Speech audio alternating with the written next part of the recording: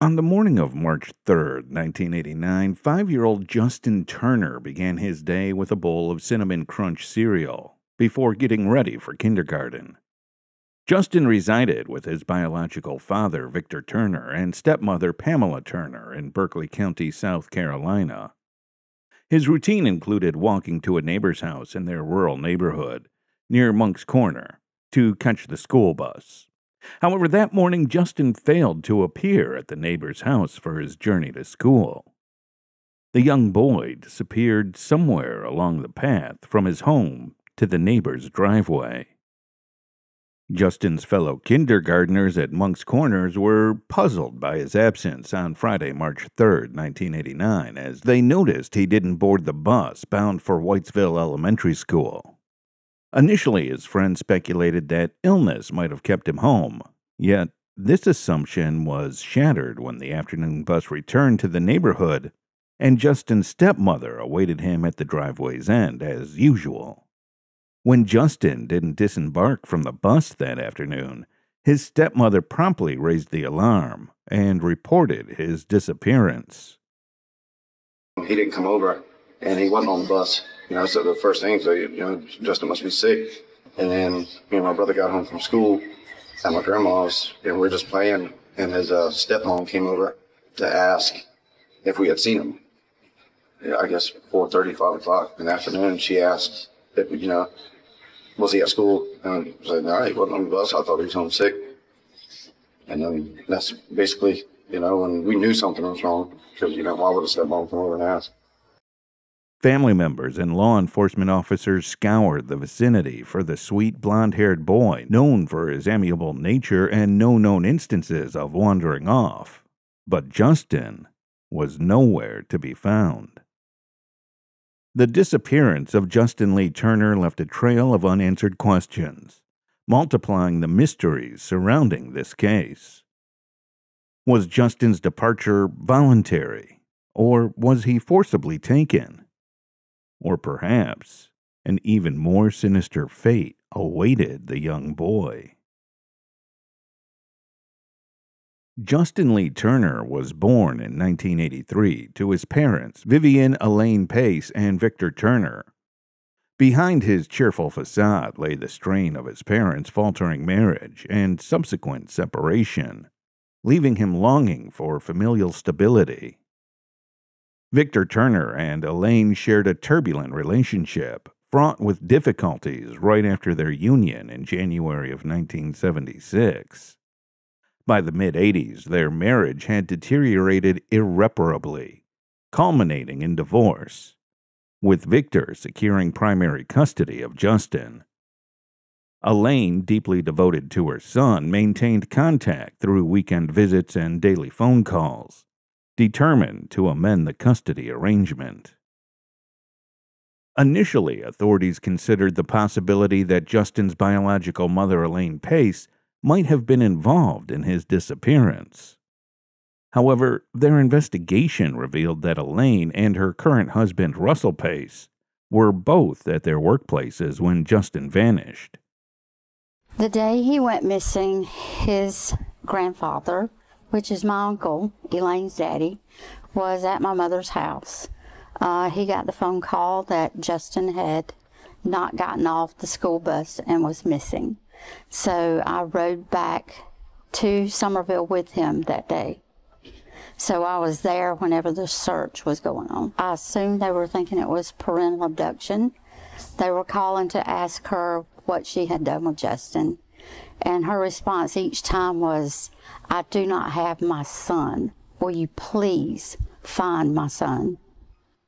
Deputies James Gaithers and Philip Mason promptly answered the 911 call from Justin's stepmother, Pamela, later known as Megan Turner. The authorities thoroughly searched the residence, its adjacent property, the camper, and the entire compound. No stone was left unturned. Ponds were dredged, wooded areas combed in a grid pattern, and fields were meticulously searched. With each effort, the unsettling possibility loomed larger. It appeared increasingly likely that Justin had been abducted by someone who had spirited him away from the area. Just 2 days elapsed since Justin was last seen. The apprehensions mounting in the hearts of his loved ones intensified with each passing minute. On Sunday, March 5, 1989, the search efforts expanded to over 100 individuals, including police, volunteers, and search and rescue teams, all of whom assembled to scour the Turner property. It wasn't until the third day of the search that Justin's father, Victor, made a grim discovery. Something's in there. Everybody stand back. Everybody stand back. Victor found his son's lifeless body concealed within a storage compartment of a travel camper located in the family's property on Horseshoe Road south of Cross Hill. Justin had been strangled and subjected to violation, though there was no evidence indicating ongoing abuse or mistreatment before his death. One of his small hands was clutching a clump of animal hair. I woke up the other morning on March 3rd and saw a picture on my office wall of Justin, and all the memories came flooding back. Despite previous searches of the camper by law enforcement, Justin's body remained undiscovered until Victor's heartbreaking revelation, raising suspicions that his remains had been placed there after the initial search efforts commenced. The community was devastated by the discovery of the boy, the harrowing circumstances surrounding his demise, and the unimaginable suffering endured by the innocent young soul. You know, my little grandson, he loves to go across the street and play with the little Burbage kid across the street. And you know, he's not allowed to. In fact, I don't even want him in the front yard anymore. I want him in the back. Until somebody is caught and charged with this and found guilty, that don't mean we're going to relax, but that will mean that we'll be some tension off from this area. Investigators over the years had harbored theories and suspicions about who killed Justin, but key evidence implicating a suspect eluded them. I can't think of a more tragic, horrendous murder. 5-year-old boy. After Justin's body was found, Deputy Philip Mason claimed to have searched the camper prior to the finding, but failed a polygraph test regarding the search. However, conflicting accounts emerged as Justin's paternal grandmother and a neighbor also claimed to have searched the camper before Justin was discovered. Authorities faced challenges while securing the scene for evidence collection, due to the numerous people who had been through the property in the preceding days. The sudden appearance of Justin's body left the detectives puzzled about how someone could have placed him there unnoticed. The condition of Justin's body, unusually cold to the touch despite mild temperatures in the region during his disappearance, led to theories about the body having been refrigerated before placement in the camper. Justin's body was taken for autopsy, with the investigation team joined by agents from the South Carolina Law Enforcement Division and crime scene technicians. Various items were collected for analysis, including a freezer and a storage shed on the property. The medical examiner testified that Justin was likely assaulted close to the time of death, with uncertainty about the timing. However, the theory of refrigeration before placement in the camper was refuted. The second inquiry commenced with testimonies revealing further details and tensions within the family. During autopsy discussions, it was revealed Justin had food in his stomach, narrowing the time of death to between 10 a.m. and 3 p.m. on the day he went missing. Despite uncertainties, it seemed unlikely a stranger was involved in the abduction and subsequent hiding of Justin in the trailer. Criminal psychology expert David A. Caldwell suggested Justin was likely killed by someone familiar with him. Investigators focused on questioning the parents again, but none had answers about Justin's presence in the camper. Pamela reiterated her initial story about Justin leaving for school while she was in the shower, unaware of any problem, until she realized his absence on the school bus when it returned later in the day. Victor Turner claimed he was at his job as a pipe welder. Since no witness had seen Justin leaving his house that Friday, attention turned to Victor and Pamela, who both underwent questioning and polygraph tests, but failed. The Turners had declined to communicate with investigators a few days after their polygraph tests, and also post the retention of their attorney.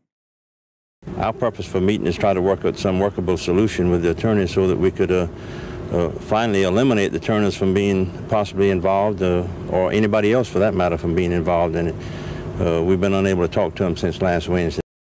Suspicions began to grow around them, prompting intense media coverage and speculation. Berkeley County Sheriff's investigator Lieutenant Sidney Wren took it upon himself to address the reports. Is there any evidence on the crime scene to indicate that someone who didn't live there was involved? To my knowledge, there's none, no. Pamela later confessed to the account by a few witnesses that she had an altercation with the 5-year-old before the time she said she last saw him alive, and also that she allegedly gave misinformation to investigators about her whereabouts that day. Initially, they provided information that he got on the school bus and went to school, but never got off of the bus. That was not true. He never got on that bus. He never got on that bus because he was dead inside that house. Following this evidence, the jury recommended issuing a warrant for Pamela's arrest for homicide. Pamela was arrested, but showed no visible reaction to the arrest. The case was handed over for review, and all charges against Pamela were dropped due to insufficient evidence linking her to Justin's murder. After the charges against Pamela Turner were dropped, information in the case was presented to a grand jury in the early 1990s, but no indictments were made. Pamela subsequently changed her name to Megan, and she and Victor Turner relocated from Berkeley County without further communication with the sheriff's office regarding the case. In January 1991, a 6-year-old witness emerged, claiming to have seen Justin's abduction on the day he disappeared. However, further investigation didn't yield conclusive evidence. He's imagining certain things that might have happened just because of listening to other people say those type things. And this is what it appears to be. Tragically, Justin's biological mother, Elaine Pace, passed away in 2004 after fighting for 15 years to bring justice to her son. Russell Pace, though, vowed to continue Elaine's fight. I promised my wife before she passed away that I would continue the battle. She told me not to give up, keep it in the news, just, fight the battle for her. That was one of her last requests. In 2014, Justin's family sought to reignite interest in the case. In 2020, over 3 decades later, the unsolved homicide was at the forefront of efforts by a Berkeley County Sheriff's cold case team. It was one of 9 cold cases that were being revisited by 1 full-time investigator and 2 volunteers. Sheriff Dwayne Lewis revealed new leads were being pursued thanks to technological advancements. We know for a fact that Justin was strangled to death. There was ligature marks on his neck. We recovered what we believe to be the evidence of the murder. We have a lot of forensic evidence. We got here because of new technology in forensic medicine. Because Justin's body, clothing, and shoes showed no signs of outside debris, authorities suspected he was carried from his home to the camper. The specific location where the body was found suggested that it was concealed by someone familiar with the camper and its layout. According to the probable cause affidavit, The Turners were the sole individuals with access and keys to that camper. Before Justin's body was discovered, Victor Turner was overheard nervously asking a law enforcement official at the scene regarding what would happen if someone within the family had caused harm to the victim. The breakthrough in Justin's murder case came in April of 2021, over 3 decades after his death.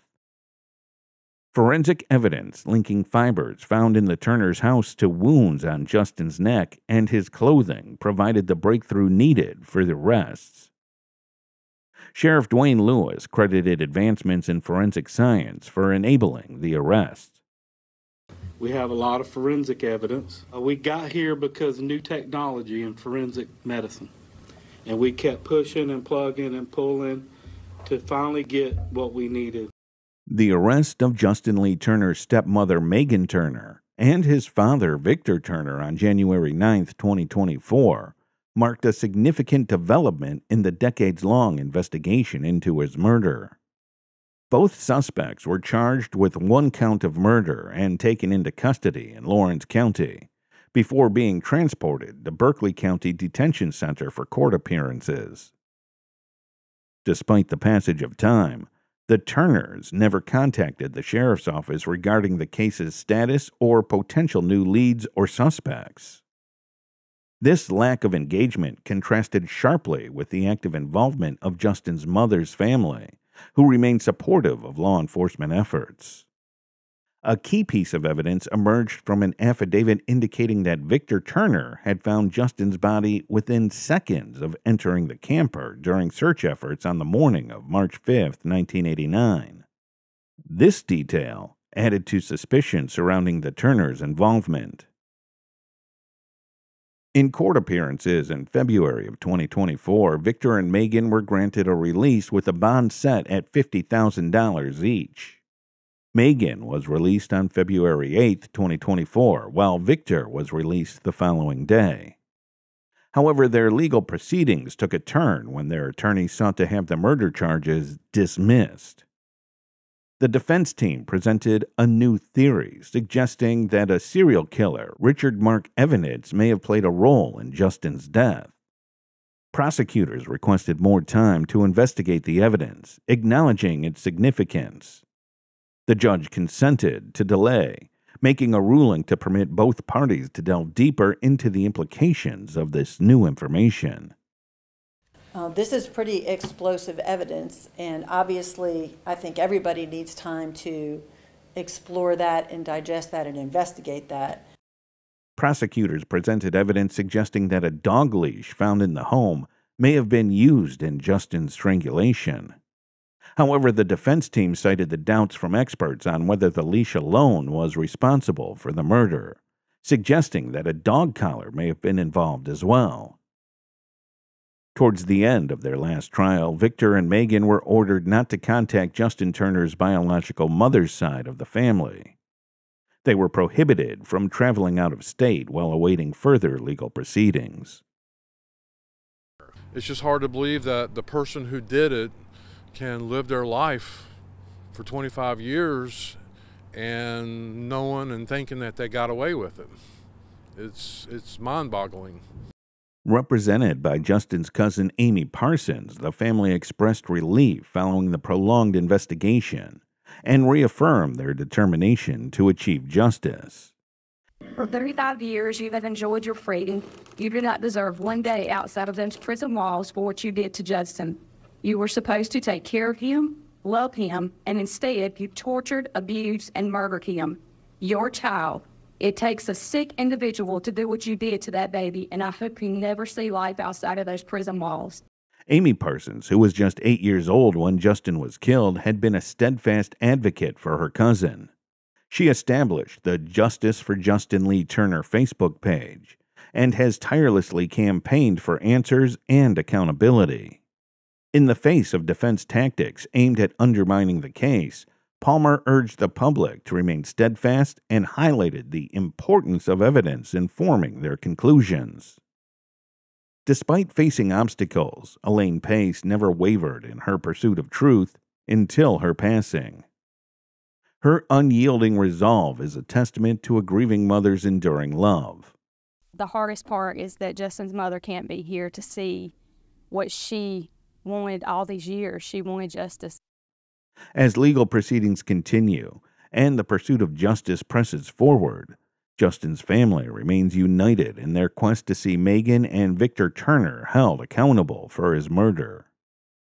Though Justin's life was tragically cut short, his memory lives on in the hearts of those who loved him, motivating their commitment to seek justice in his honor. Justin's funeral, held at Somerville Cemetery and Mausoleum, Dorchester County, South Carolina, drew over 200 mourners, with him laid to rest surrounded by his favorite belongings. The untimely loss of Justin Lee Turner left an enduring impact on both his family and the wider community. Instead of commemorating milestones and achievements, Justin's memory remains frozen in time, cherished as the vibrant and innocent child that he was. I'm hoping and I'm praying that Justin is looking down from heaven, rejoicing that today there's some justice.